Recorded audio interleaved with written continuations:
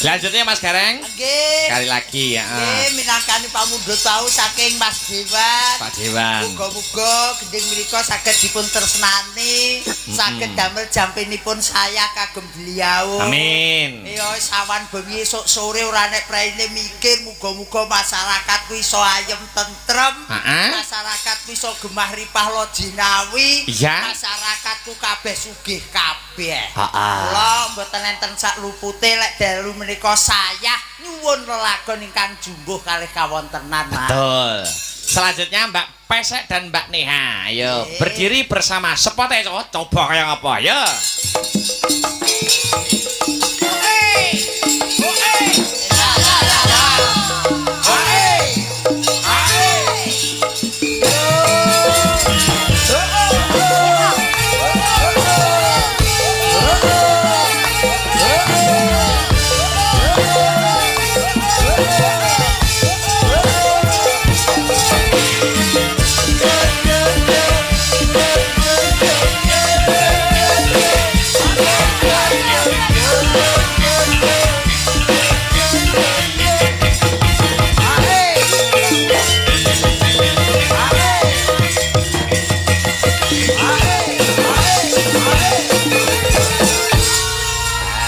Wilujeng rawuh.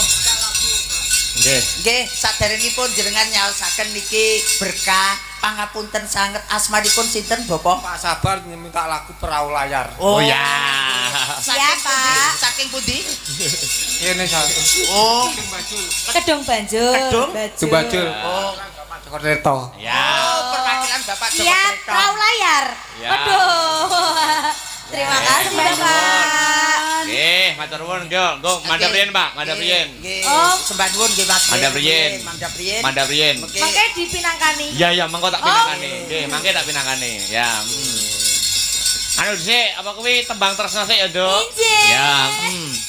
Coba kayak ngapa? Yo, tembang tresna Om Tris. Ya.